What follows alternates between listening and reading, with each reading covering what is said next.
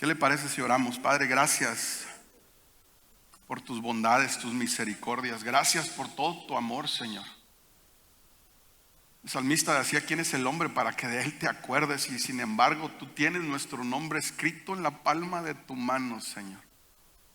Gracias por amarnos, gracias por cuidarnos, gracias por sanarnos, Señor, por bendecirnos con un toque de tu mano, por tu presencia en nuestras vidas, por tu Espíritu Santo, Señor. El mismo Espíritu que levantó a nuestro Señor Jesucristo de entre los muertos es quien vive en nosotros, Señor, y nos vivifica, dice la Escritura, nuestros cuerpos. Gracias, Señor, por lo que has estado haciendo y lo que seguirás haciendo, en el nombre de Cristo Jesús. Amén. Rápidamente, ¿alguien está teniendo un problema con gastritis, reflujo? Ahorita empecé yo no sufro de eso. Tú párate. ¿Quién más? Con el tracto digestivo, agruras, párese. Dios le va a sanar hoy, ahorita mismo, en el nombre de Jesús. Solo recuerda que Dios responde a la fe, no a nuestra necesidad. Padre, en el nombre de Jesús, yo hablo sanidad al cuerpo de mis hermanos y mis hermanas hoy. Aún en las redes sociales, quien nos sigue está teniendo problemas con agruras, gastritis, con un ardor, reflujo en el tracto digestivo. En el nombre de Jesús, hoy suelto la palabra y declaro salud y sanidad completa en este mismo instante. Toda agrura, toda acidez, todo reflujo cesa en el nombre de Jesús, y la sanidad que proviene del cielo hoy la desatamos en la tierra en el nombre de Cristo Jesús. Gracias, gracias, gracias, Señor, gracias. Oh, Ramas telebra kanda ramas sotoconde. Gracias porque eres maravilloso, Señor. Aleluya. Alguien ya se le fue. A mí ya se me fue ahorita. ¿A quién fue? Ya no hay. Ya no hay. Ya se quitó la molestia. ¿Sí? Se quitó la molestia. Hermana, se le quitó la molestia. Todavía trae algo ahí. ¿Sí? Venga para acá. En el nombre de Jesús. Lo que Dios hace, lo hace completo. Gracias, Padre, en el nombre de Jesús. No más. No más, en el nombre de Jesús. Ahí está. Ya no hay más. Aleluya. ¿Cuántos están listos para la palabra del Señor? ¡Ay! Ya me emocioné. Es que usted no sabe, pero cuando el Espíritu Santo me trae palabras de conocimiento, a veces, no siempre, pero me deja sentirlo en el cuerpo. Yo le digo: Señor, nada más dímelo, te voy a escuchar. Porque se sintió bien feo ahorita que empecé con agruras y yo no traía nada. Pero es la forma en la que el Espíritu Santo también habla. Y nada más necesitamos ser sensibles a su voz y obedecer. Aleluya. Gracias, Espíritu Santo. ¿Sabe? En las Escrituras encontramos muchas historias asombrosas. Encontramos gente que Dios usó, gente a quien Dios tocó, historias del poder y de la gloria de Dios que se manifestaron en las primeras generaciones para dejar un precedente de lo que Dios quería para la humanidad. Esas historias nos dejan ver el corazón de Dios para nosotros y el plan divino que tiene para sus hijos y sus hijas y su creación. Hay muchos pasajes en la Escritura, muchas historias, y muchos de ellos nos relatan momentos claves en la historia, momentos claves y sumamente importantes para todos nosotros.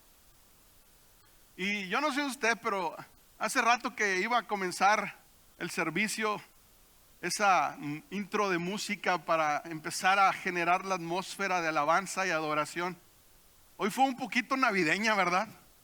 Y esta época es maravillosa. Yo la disfruto tanto, aunque no está haciendo todavía tanto frío, ¿verdad? Pero es una época maravillosa la Navidad. Y cada diciembre nosotros celebramos o recordamos que Jesucristo vino, que nuestro Redentor vino del cielo y que hizo posible para todos nosotros un camino de salvación, un camino de perdón de pecados, una promesa de vida eterna. Y yo quiero hablar un poquito acerca de eso. Este mensaje lo he titulado Otra vez. Porque yo no sé de usted, pero mire, yo soy 100% humano. No tengo nada de extraterrestre. Eso quiere decir que soy imperfecto y me equivoco. Y yo recuerdo que cuando de niño mis padres o en la escuela me enseñaban algo y yo llegaba a cometer un error, me decían, hazlo otra vez. Escribía mal una palabra y me decían, escríbela otra vez. Cuando empezaba a entrenar fútbol, le pegaba mal al balón y el entrenador me decía, pégale otra vez, pero ahora pégale así. Y me instruían. Pero vez tras vez se me recomendaba el volver a intentarlo, el volver a hacerlo. Y el domingo tuvimos un servicio glorioso. Y yo le expresaba a alguien, en realidad ya ni me acuerdo a quién le dije esto, pero para mí fue como cuando sueltan un caballo de carreras. ¿Usted ha visto las carreras de caballos en la internet o en la tele alguna vez? Le abren la puerta al caballo y sale de verdad desbocado y hasta que llega a la meta el jinete lo para. Pues así me sentía yo. Como que me habían soltado y yo nada más agarré en carrera y no me di cuenta de nadie. No me di cuenta de muchas cosas, pero lo que yo podía ver es como en esas películas ponen de repente como un túnel de enfoque, ¿verdad? Que nada más vas viendo hacia una dirección. Y yo me sentía así, pero lo que podía ver era en el espíritu destellos de la gloria de Dios. Y me lo guardé para mí porque lo estaba disfrutando tanto. Y yo le decía, Señor, hazlo otra vez. Y yo veía que tocaba a alguien y decía, Señor, hazlo otra vez. Y yo veía que alguien sanaba, levantaba su mano, Señor, hazlo otra vez. Y sabe que esa ha sido mi oración estos 3 días. Domingo, ayer y hoy. Señor, hazlo otra vez. Y como le he llegado a mencionar en algunas ocasiones, en estas historias que vemos en la Escritura, en la brecha que hay entre el Antiguo y el Nuevo Testamento, yo le he mencionado y nos han mencionado en algunas ocasiones que hay 400 años de un silencio entre el cielo y la tierra. Y eso es algo asombroso. A veces no nos detenemos a meditar y a pensarlo, pero qué difícil es para nosotros, los hijos y las hijas de Dios, cuando de repente sentimos el cielo cerrado. Cuando parece que Dios nos está comunicando con nosotros y estamos ahí nosotros otra vez y nos queremos acercar a Él y de repente no escuchamos nada. La palabra dice que no nos guiamos por vista sino por fe. Nosotros no caminamos por lo que vemos, por lo que sentimos, ¿sí? Y muchas veces decimos, es que yo no siento a Dios. Pues no lo vas a sentir. Dios es espíritu, lo percibimos en nuestro espíritu. Nos damos cuenta que está cerca porque percibe su esencia, la de nosotros, ¿sí? Y muchas veces pensamos, imagínense ahora 400 años así. ¿Cuántas generaciones no hay en 400 años? Que no están en la historia registrada para nosotros. Que se quedaron simplemente tratando de vivir una vida de acuerdo a lo que sus antepasados trataron de compartir generación tras generación. ¿Alguien aquí alguna vez jugó al teléfono descompuesto? ¿Qué tanto se habrá descompuesto ese teléfono en generación y generación? En 400 años. Pero un día, diga conmigo un día, el cielo tuvo compasión de la tierra. En el cielo se tramó un plan, se construyó una idea, se hizo una planificación para cambiar la historia de la humanidad. Y ese momento para usted y para mí se ha marcado en la historia de los hombres y las mujeres como el antes de Cristo y el después de Cristo. En esta imagen usted ve un pesebre. Perlita me dijo, y como que tienes una idea, le dije, tú eres la buena, encárgate tú. ¿Para dónde quieres ir? Ya medio le prediqué en 3 segundos el mensaje a ella y agarró la idea de inmediato. Porque sabe que una vez Él vino, pero cuando Él vino todo cambió. El domingo Él vino y todo cambió. Y así cada vez que Él se hace presente, cuando Él llega, toda la atmósfera tiene que cambiar. Cuando Él se hace presente, todas las circunstancias se transforman. Y le tengo noticias, nunca se van a transformar para mal, siempre se van a transformar para bendición, o sea, para bien de todos los que amamos al Señor. Después de 400 años, el cielo tiene compasión de la tierra. Y viene Jesús a nacer precisamente en un pesebre. Todos conocemos la vida de Jesús. De una u otra manera, a lo largo de nuestra vida hemos escuchado la historia de cómo ese Jesús, algunos le dicen el niño Jesús, etcétera, etcétera, vino a nacer de una virgen. Y todos conocemos cómo fue que sucedió. No me quiero centrar en eso, pero sí me quiero centrar en que en ese acto del nacimiento de Jesucristo, Dios primero nos mostró su amor, compasión y misericordia.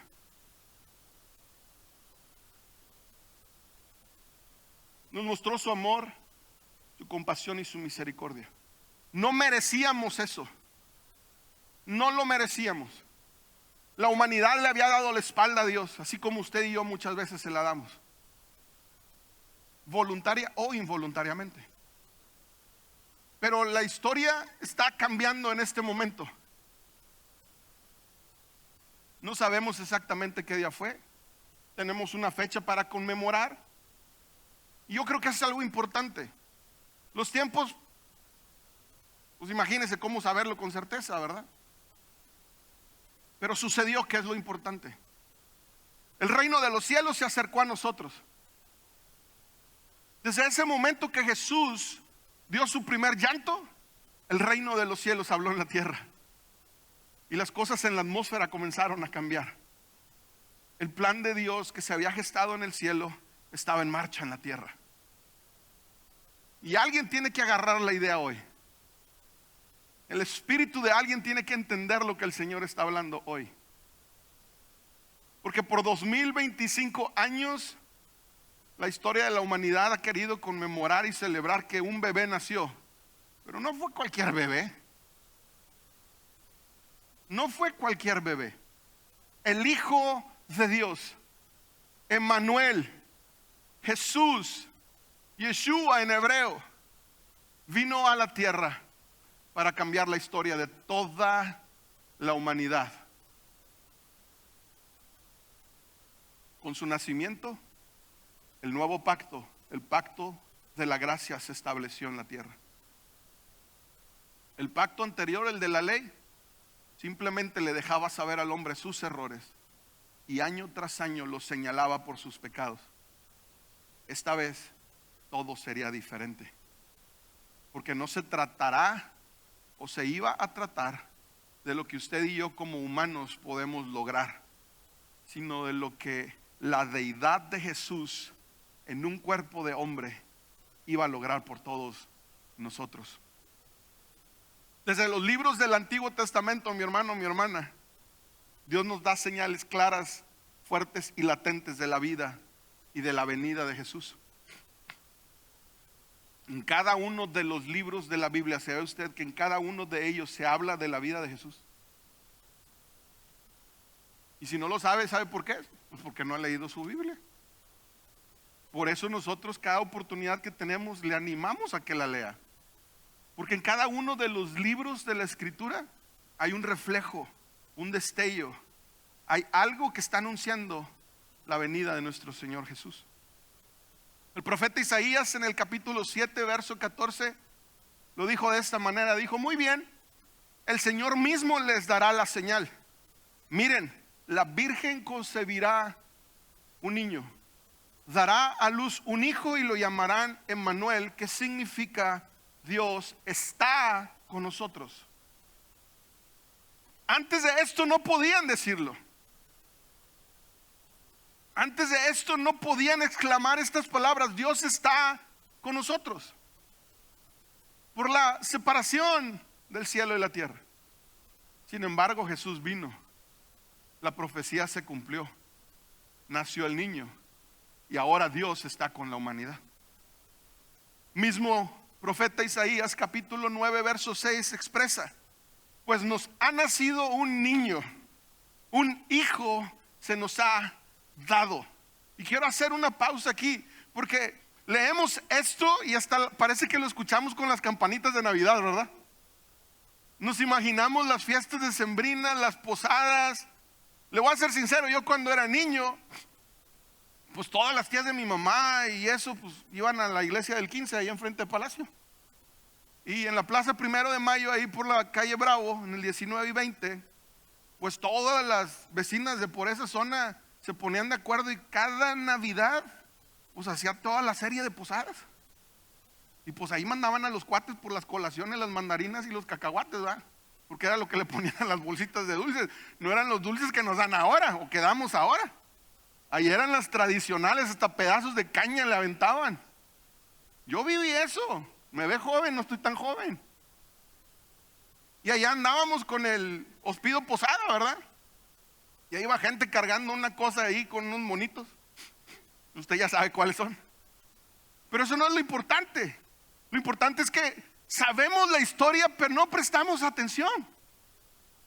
Porque un niño nos es nacido, un hijo nos es dado. Y eso me lleva a recordar Juan 3:16, que dice: porque de tal manera amó Dios al mundo, que ha dado a su hijo. Un hijo nos es dado. Dios dio a su hijo para que todo aquel que en él crea no se pierda, pero tenga vida eterna.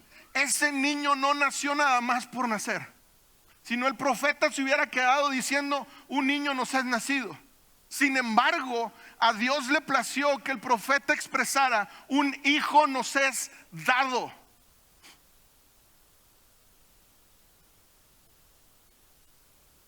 A causa de eso, ahora usted y yo podemos ser llamados hijos de Dios. Lucas 6:38 dice: dad y se os dará. Si Dios dio un hijo, entonces ¿qué va a cosechar? Hijos e hijas.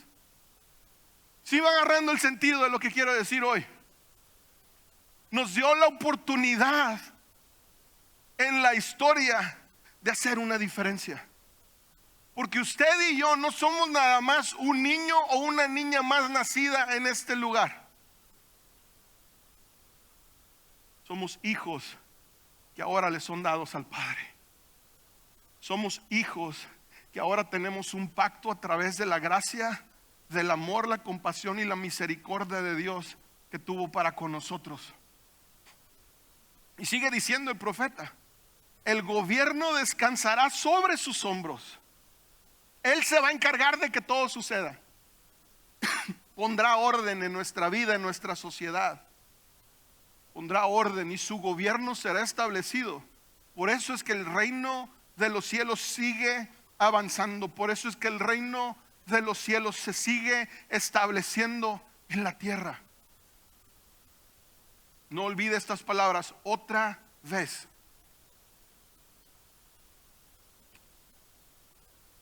Y será llamado Consejero Maravilloso, Dios Poderoso, Padre Eterno, Príncipe de Paz. Y todos alguna vez hemos escuchado esta historia, como le comento, del nacimiento de nuestro Redentor. Todos sabemos cómo fue que sucedió en aquella ciudad de Belén. Cómo incluso al profeta David le fue establecido que de su simiente vendría el Mesías. Mucha gente pregunta: ¿cómo que es posible si José era el del linaje de David? ¿Cómo es que María lo concibió y podemos decir que Jesús proviene del linaje de David? En alguna vez lo compartí de esta manera. Y le va a parecer algo loco, pero yo tengo un Dios que hace locuras para bendecirnos. El salmista David en el Salmo 139:16 dice: mi embrión vieron tus ojos, y en tu libro estaban escritas todas las demás cosas que habrían de ser, sin faltar una sola de ellas. María no era la del linaje de David, era José. Y usted sabe la historia. El ángel vino con María: salve mujer muy favorecida, llena eres de gracia, y todo el resto que también ya se sabe. ¿Sí? Le fue dicho y profetizado: darás a luz un hijo y le llamarás por nombre Emanuel. ¡Pum! El Espíritu Santo embarazó a María. Luego va el ángel con José. Le dice: José, no tengas miedo de recibir a María por tu mujer. En nuestro lenguaje actual, el ángel le hubiera dicho: mira, José, María está embarazada, pero no tengas miedo. No fue un hombre, fue Dios. Tómala por mujer. El hijo que espera es de Dios. Si alguno de nosotros, alguien nos dice eso, vaya, ¿verdad? Pero la diferencia es que José sabía que del linaje de su antepasado David vendría el Mesías. ¿Sí me sigues? Él sabía que de su familia iba a nacer el Redentor del mundo. Y tenía claro que no había nacido de su papá, ni de su abuelo, ni de su bisabuelo, ni de su tatarabuelo, ni de su tatarabuelo. Él estaba consciente que de su propia vida podría venir. Por eso es que no tuvo temor. Mi embrión viene en tus ojos, dijo el salmista. Yo no sé cuántos de aquí entienden la medicina, pero yo me acuerdo de mis clases de biología. Y un embrión todavía no tiene ojos. Un embrión todavía no se desarrolla para crear memorias. Yo le aseguro 100% que aquí nadie se va a acordar cuando el doctor le dio la nalgada para que llorara. No hay memorias en esos momentos de la vida. Como el salmista David está diciendo: mi embrión vieron tus ojos. Esta es mi teoría. Primera de Lan 2:3. El Espíritu Santo vino al vientre de la mamá de David, tomó el ADN de David y tantos años después lo llevó al vientre de María para que se cumpliera la escritura. Créalo o no créalo, cada quien. Es mi teoría personal. Me bendice creerlo así porque me ayuda a creer la escritura. Pero hay cosas que están sucediendo cuando viene Jesús al mundo. Vemos a lo largo de su vida cómo se pierde en el templo cuando van al censo. 3 días lo andan buscando hasta que lo encuentran. ¿Dónde estaban, muchachos? Estaban en los asuntos de mi padre. ¿Por qué me andaban buscando? ¿Sí? José y María sabían quién era Jesús. Hay una brecha de tiempo, de crecimiento natural, normal de la vida de un joven. Y a los 30 años aparece Jesús en la escena, en los evangelios nuevamente. Mucha gente pregunta: ¿y qué hizo Jesús en todo ese tiempo? La cultura judía era muy marcada. Por eso usted en los evangelios y yo vamos a encontrar que a Jesús se le refería como Jesús el carpintero, hijo de José el carpintero. Las profesiones y oficios se pasaban de generación en generación. Lo que sí sabemos es que la Biblia lo marca como un hombre que no conoció pecado. Y su vida da testimonio de ello. A los 30 años comienza su ministerio. En la misma tradición judía, creen que el cerebro humano a los 30 años alcanza la madurez para poder ahora presentar a los hijos ante la sociedad. Nosotros aquí en México a los 15 años ya andamos presentando a las muchachas, ¿verdad? Y a uno que otro muchacho. Aquí hemos hecho quinceañeros. ¿Ha habido quinceañeras aquí? Quinceañeros también. Festejos, pues, fiestas. No está mal, no lo digo. Simplemente en la cultura judía decían: hasta los 30 alcanza la madurez, y cuando se presentaban a los hijos ante la sociedad. Por eso a los 30 años Jesús es bautizado por Juan. Sale del agua, viene el Espíritu Santo, dice la Escritura, en forma corporal como paloma. Se posa sobre Jesús y se abre el cielo con una voz diciendo: este es mi Hijo muy amado, en quien tengo gran complacencia. Su ministerio lo conocemos. Sabemos de sus milagros, de las maravillas que hizo, de las señales que sucedieron en el entorno donde él anduvo. Conocemos todo esto. también conocemos y recordamos cómo Él tomó el lugar que a usted y a mí nos correspondía en la cruz del Calvario. Ese lugar de sacrificio, de pago por los pecados de la humanidad, donde se saldó la cuenta por nuestros errores, por todos nuestros pecados, pasados, presentes y futuros. Y la carta a los Hebreos en el capítulo 9 y 10 nos deja mucha luz acerca de esto. Quiero llegar a un punto, sígame por favor en lo que le estoy diciendo. Hebreos capítulo 9, verso 15 dice la escritura: por eso Él es el mediador de un nuevo pacto entre Dios y la gente, el pacto de la gracia, como le menciono, para que todos los que son llamados puedan recibir la herencia eterna que Dios les ha prometido. Pues Cristo murió para liberarlos del castigo por los pecados que habían cometido bajo ese primer pacto. Estos dos capítulos, el 9 y el 10 de Hebreos, están impresionantes. Nos deja saber lo que la humanidad había intentado hacer a través del pacto de la ley y lo que Jesús, como ahora nuestro sumo sacerdote, hace por todos nosotros.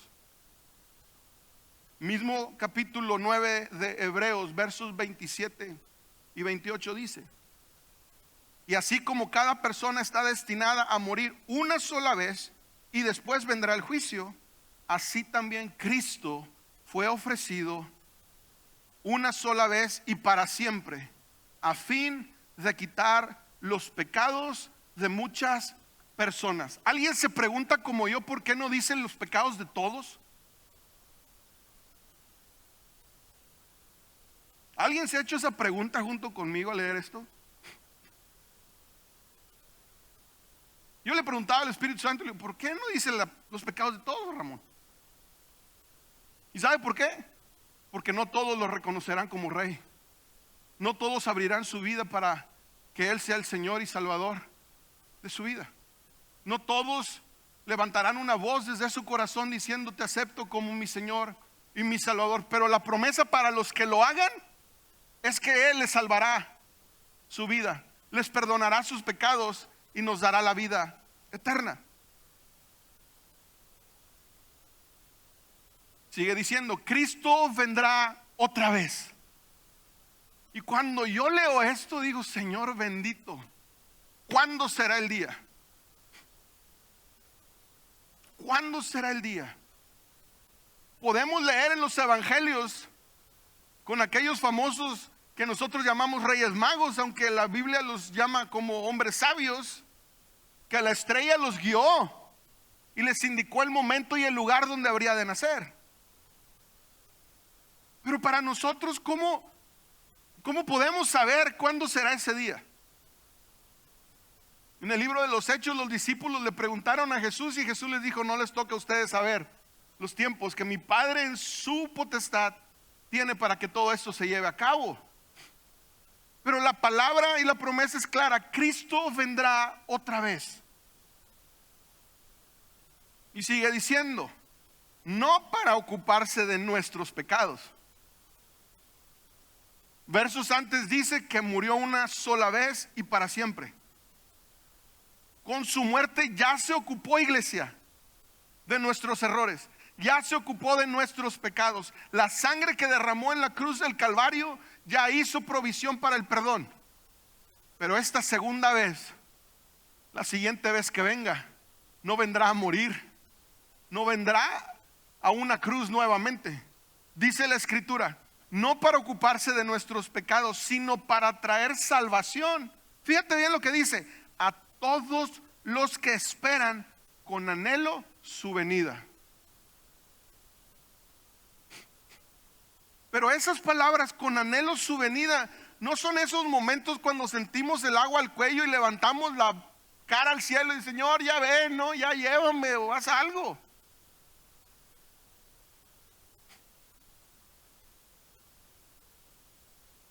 Son cuando las escrituras que se nos fueron dadas nos dicen: meditarás en este libro de día y de noche. Aquí está este libro. piensa en él de día y de noche, medita lo que está escrito en él. Así harás prosperar tu camino, dice la Escritura. Esos son los que anhelan la venida de nuestro Señor Jesús. Los que realmente estamos pensando, meditando, estudiando, escudriñando, como lo quieras mencionar, todas y cada una de las promesas y las palabras que Él nos dejó. Y el escritor de la carta a los hebreos, que no sabemos quién es, hay muchas opciones, entre ellos hasta el apóstol Pablo, está diciendo, vendrá por segunda ocasión, sin relación con el pecado. Eso significa no va a volver a morir como murió hace más de 2000 años, pero sí vendrá por los que lo esperan. Hebreos capítulo 10 verso 1 dice: el sistema antiguo. Ya escuchamos del nuevo pacto. Ahora déjame te platico un poquito de lo que sucedía antes. El sistema antiguo bajo la ley de Moisés era solo una sombra, un tenue anticipo de las cosas buenas por venir. Di conmigo, cosas buenas por venir. No las cosas buenas en sí mismas. Bajo aquel sistema se repetían los sacrificios una y otra vez. Fíjate la diferencia. En el pacto de la ley, los sacrificios que Moisés había establecido para la remisión de los pecados, cada año se tenían que llevar a cabo. ¿Sí? Es lo que nos está diciendo la Escritura y nos lo está explicando. Una y otra vez, año tras año, pero nunca pudieron limpiar por completo a quienes venían a adorar. Si los sacrificios hubieran podido limpiar por completo, entonces habrían dejado de ofrecerlos, porque los adoradores se habrían purificado una sola vez y para siempre, y habrían desaparecido los sentimientos de culpa.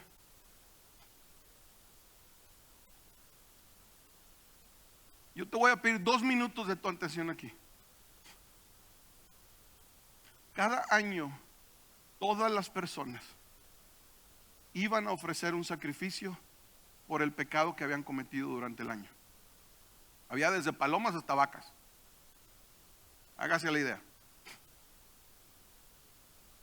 Y dice la Escritura aquí que si esos sacrificios hubieran sido realmente, puedo decirlo, útiles, o hubieran servido para limpiar por completo el pecado de la humanidad, se hubieran dejado de ofrecer. Y si se hubieran dejado de ofrecer, eso significaba que el pecado que la gente seguía cometiendo ya no iba a causar culpa en ellos. Eso, mi hermano, mi hermana, es el resultado de la iniquidad en la humanidad. Y es una de las características o de lo que nos deja ver que el pecado que hay en nuestra vida nos ha dejado de interesar. ¿De qué manera? Ya no sentimos culpa. Y eso es una línea muy delgada y muy peligrosa. Y eso fue en realidad lo que Dios Padre y Dios Hijo hablaron en el cielo. La iniquidad en la humanidad. En otra ocasión tomaré tiempo a lo mejor para hablar de eso, pero va incluso hasta la 4ª generación. Y son cosas que se llevan a cabo por nosotros o que nosotros hacemos y que ya no causa culpa.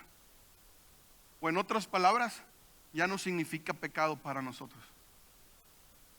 Seguimos hablándolas, seguimos pensándolas, seguimos haciéndolas.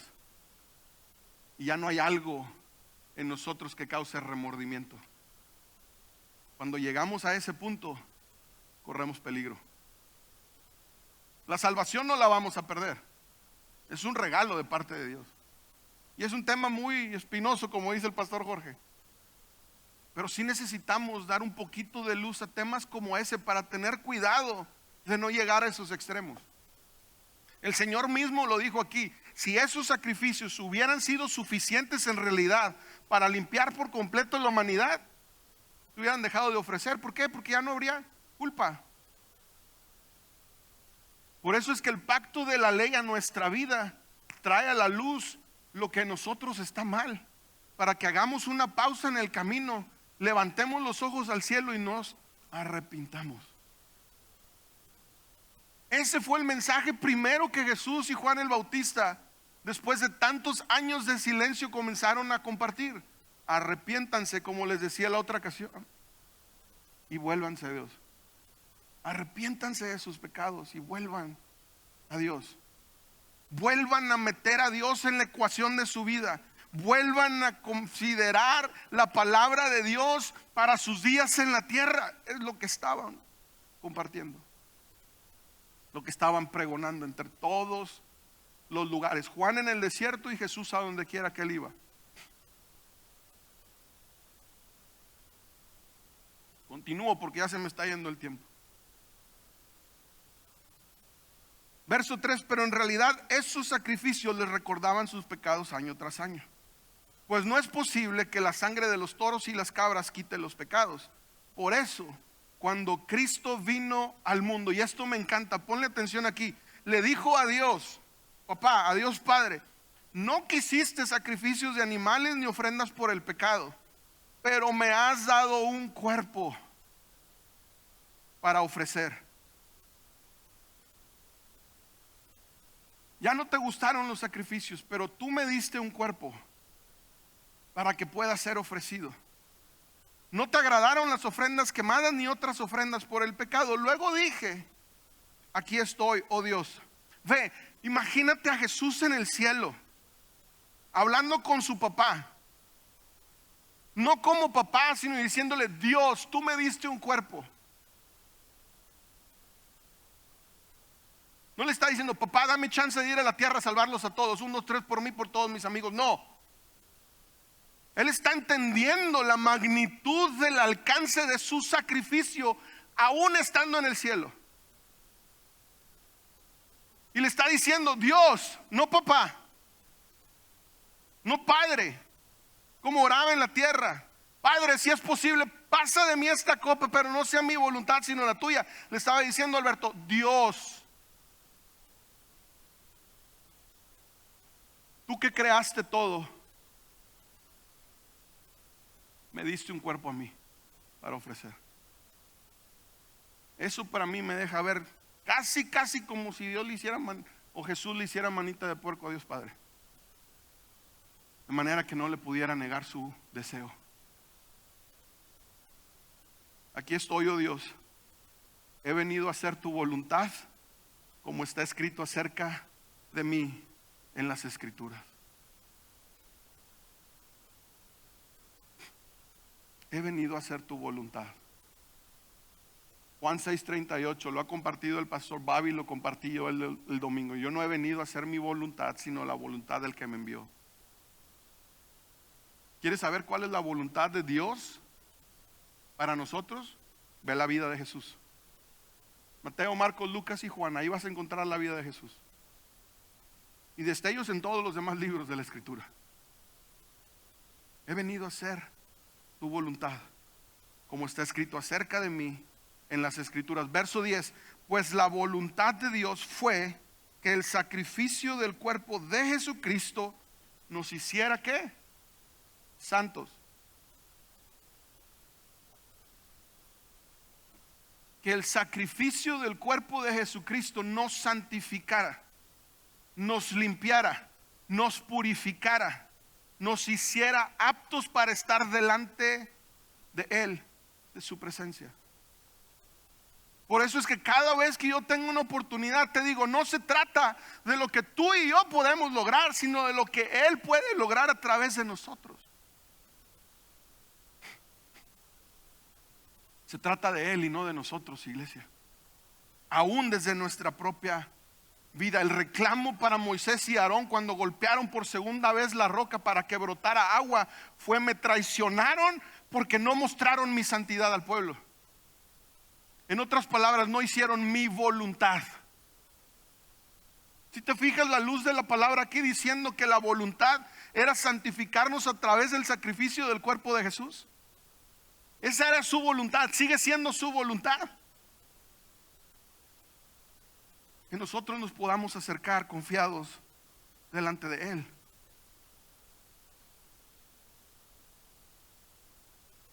Nos hiciera santos una vez y para siempre. Bajo el antiguo pacto, el sacerdote oficia de pie delante del altar día tras día, ofreciendo los mismos sacrificios una y otra vez, los cuales nunca pueden quitar los pecados. Pero nuestro sumo sacerdote se ofreció a sí mismo a Dios.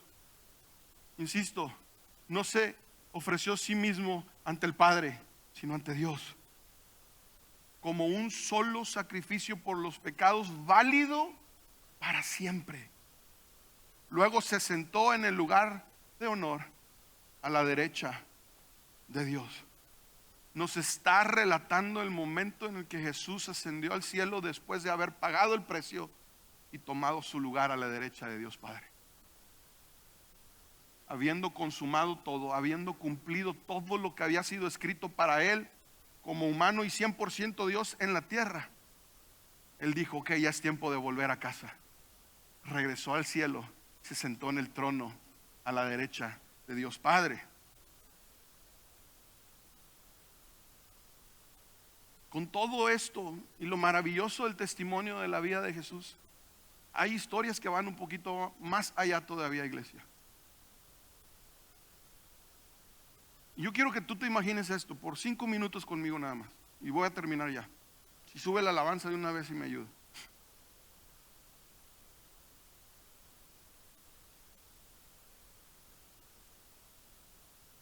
La vida de Jesús para nosotros es la solución. Y lo podemos tal vez poner en una palabra: salvación. Pero Jesús en la tierra hizo más que solo sanar enfermos, liberar endemoniados y levantar muertos. Escúchame bien. Jesús vino a transformar todo un sistema, a cambiar todo un sistema, sin quitar el anterior, sino habiéndolo cumplido.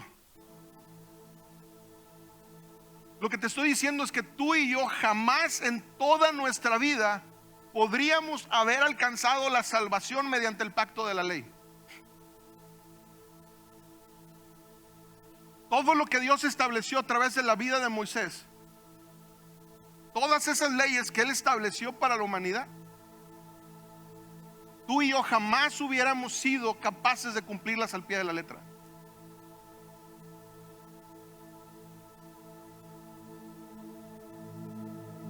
Dios tenía mucha fe en la humanidad, habiendo dispuesto la ley, pero cuando se dio cuenta que no iba a poder ser así, hizo posible un nuevo pacto. Y eso es donde Jesús entra en acción. Juan capítulo 12, verso 20 en adelante, dice: algunos griegos que habían ido a Jerusalén para celebrar la Pascua le hicieron una visita a Felipe, que era de Betsaida de Galilea. Le dijeron: Señor, queremos conocer a Jesús. A este Felipe. Felipe se lo comentó a Andrés, y juntos fueron a preguntarle a Jesús. Jesús respondió lo siguiente: ya ha llegado el momento para que el Hijo del Hombre entre en su gloria.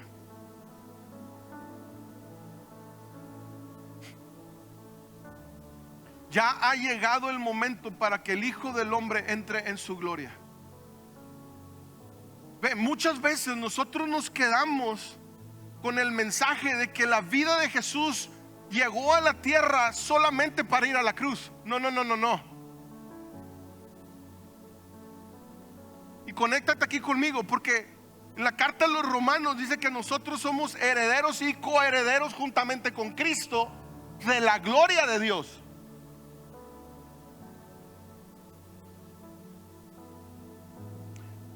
unos griegos quieren conocer a Jesús en un día común y corriente, para todo el resto de la humanidad, no para Cristo.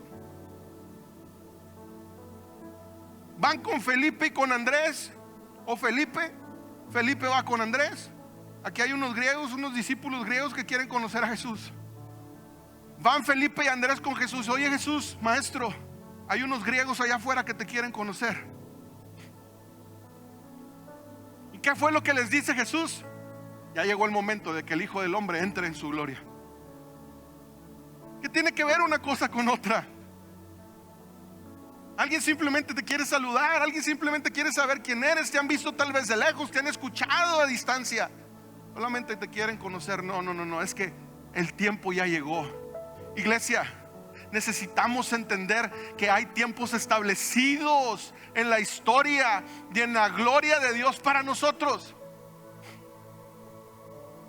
Bajemos a Jesús de la cruz de una vez y para siempre. Él ya no está ahí.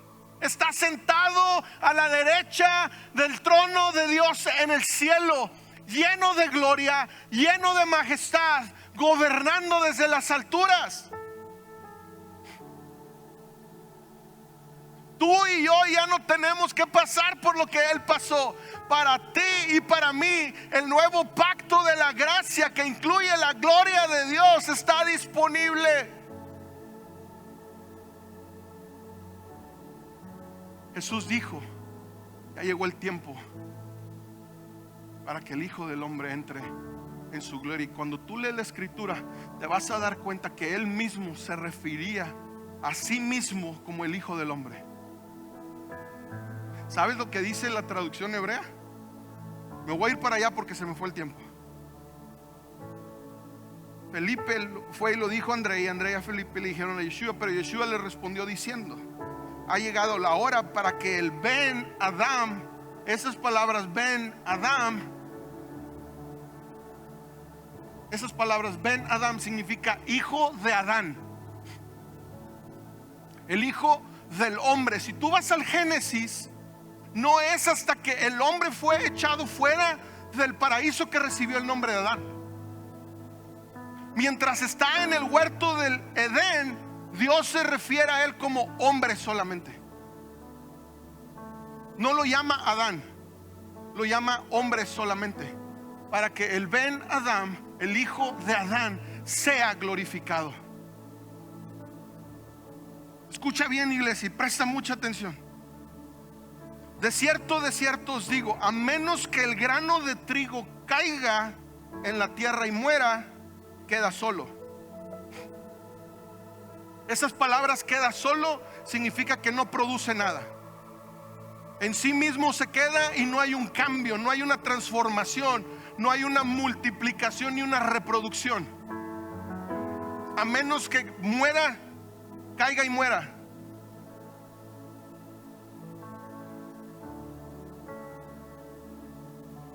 Mas si muere, lleva mucho fruto. Juan capítulo 15, el Señor Jesús dijo: yo soy la vid y ustedes los pámpanos.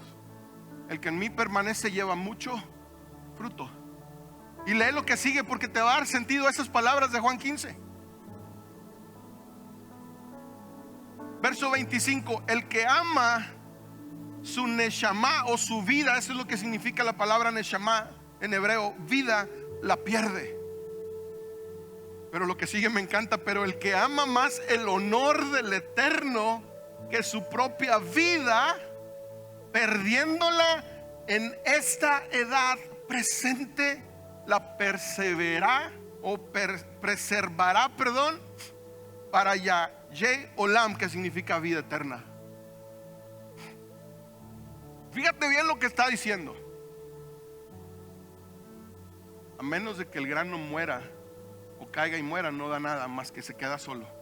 Pero si muere, da mucho fruto. Dice: y todo el que ama su vida la perderá, pero si la pierde a causa de él. Y me encanta lo que dice el hebreo, porque dice: pero el que ama más el honor del Eterno que su propia vida, perdiéndola en esta edad presente, en esta generación, en este tiempo. en esta ventana del Kairos de Dios, la preservará para vida eterna. Si alguno me sirve, sígame, y donde yo estoy, allí deberá encontrarse mi servidor también.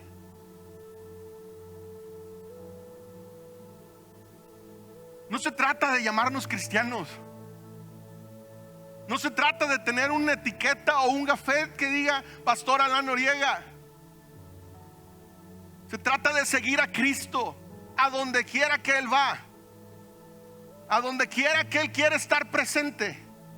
Si alguno me sirve, sígame, porque donde yo estoy, ahí también debe encontrarse el que se hace llamar mi seguidor.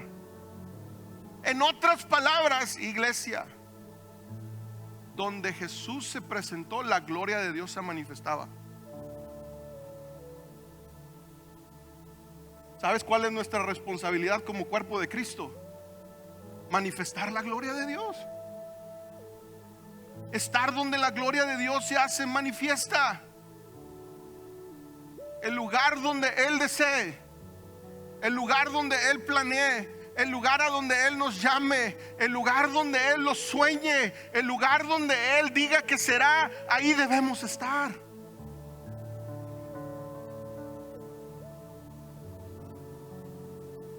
Si alguno me sirve, el Padre lo honrará. Ahora está turbada mi vida, dice el hebreo. ¿Y qué diré? Padre, sálvame de este momento difícil que viene.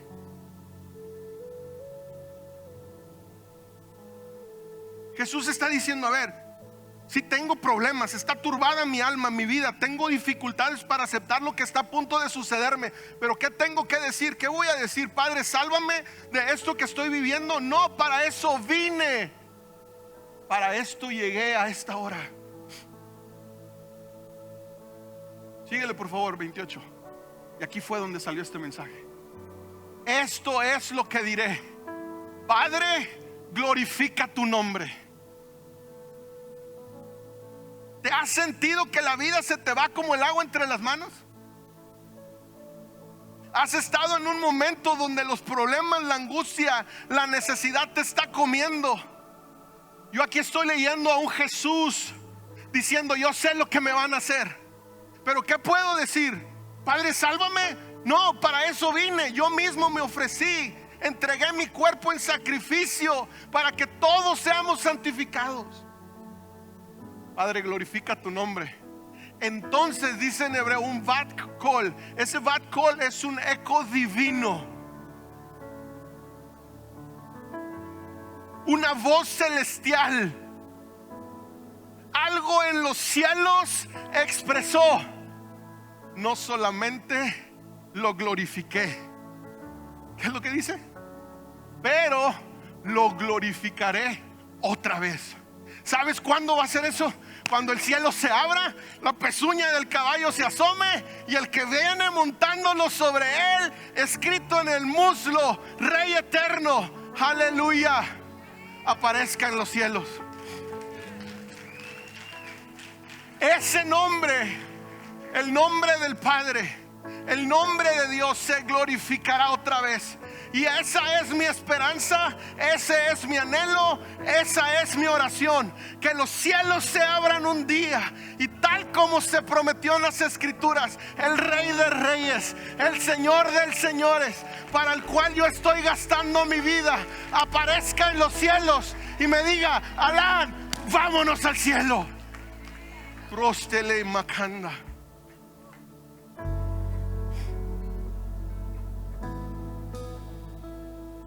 La enorme multitud de mi obras de discípulos que estaba ahí presente escuchando, al oír aquello decían: ha sido un trueno. La dureza del corazón expresada otra vez en la Escritura. Habiendo escuchado la voz, dijeron: no, nada más tronó en el cielo, va a llover. Otros decían: un ángel le habló.